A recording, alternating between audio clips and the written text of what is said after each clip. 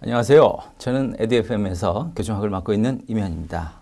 교정학이라고 하는 것은 범죄자 또는 그 비행소년의 교정 교화를 통해서 재사회화한 과정을 연구하는 학문이라고 할 수 있는데요.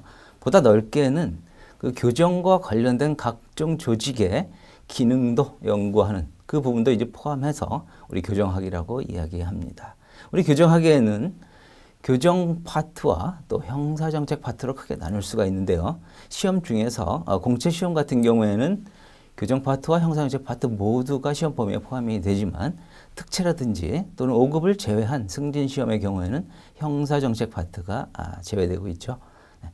어쨌든 이 부분에서는 이제 교정 파트가 상당히 이제 중요한 부분에 해당이 되는데, 교정과 관련해서는 교정 이론 부분과 법령 부분으로 크게 나눌 수가 있습니다.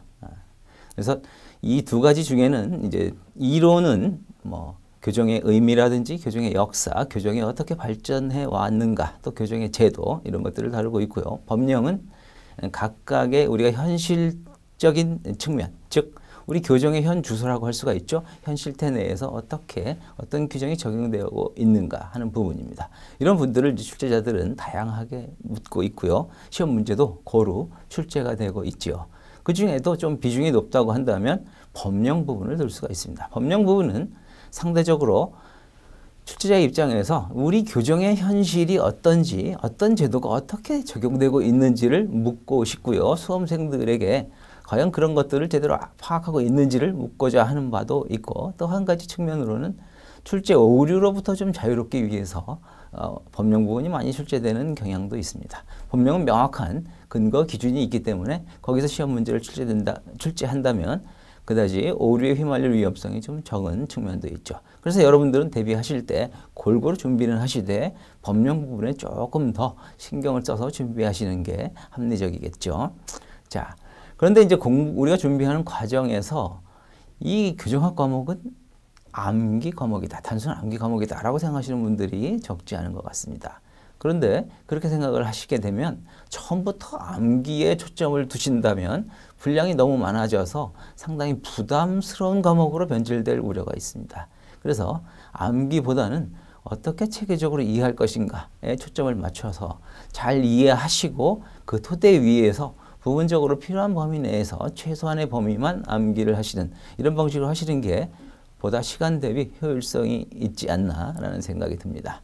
그래서 뭐 이론 파트라고 한다면 이 교정의 의미는 무엇이고 어떤 역사적 발전 단계를 거쳐서 현재 이런 제도가 시행되고 있는지, 그리고 각각의 이제 주장들은 어떤 근거에서 무엇을 목적으로 어떤 문제점을 개선하기 위해서 이런 주장들을 하는가, 이런 취지나 목적에 초점을 맞춰서 글을 읽으시고 이해를 하십사 당부를 드리겠고요. 그 다음에 법령과 같은 부분도 단지 그 법 조문 하나하나가 그대로 출제된다고 해서 그걸 암기에 급급해서는 너무 분량이 많아집니다. 그래서 수백 조에 달하는데, 그래서 이 부분들은 그렇게 준비하시기보다는 이 법의 제정 목적이 무엇이며 이 법은 어떤 구조로 이루어져 있고 어떤 체계 하에 구성이 되어 있는지를 살펴보시고, 그런 기초 위에서 하나하나의 조문들이 취지가 뭔가, 이 조문이 정립된 이유가 무엇인지, 이 어떤 특정한 사안이 있다면 그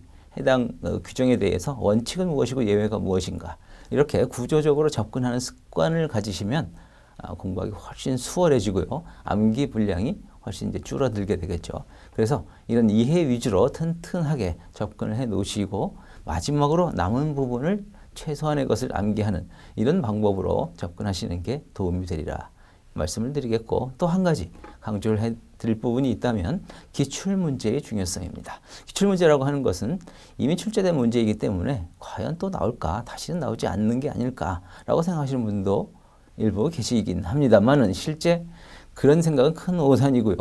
기출문제라고 하는 건 각각의 제도든 법이든 아주 중요한 중요한 부분이기 때문에 이미 나온 것이고 그 중요성은 크게 변화되지 않습니다. 말하자면 그 중요하다고 하는 내용은 시간이 지나더라도 여전히 그 중요성은 그대로 유지가 됩니다. 그래서 결국 한번 출제된 문제가 반복해서 심지어 어떤 경우에는 매년 출제되는 그런 유형의 주제도 있죠.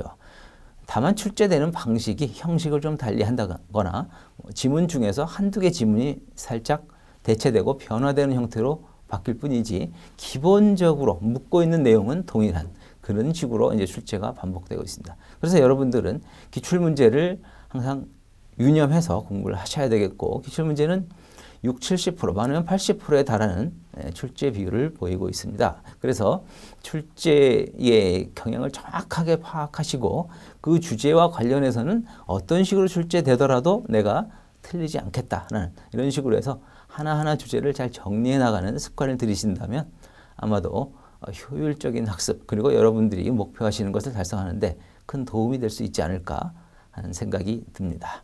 자, 이제부터 우리 교정학에 대해서 저와 함께 아주 즐겁고 재미있는 교정학을 만나보는 게 어떨까요?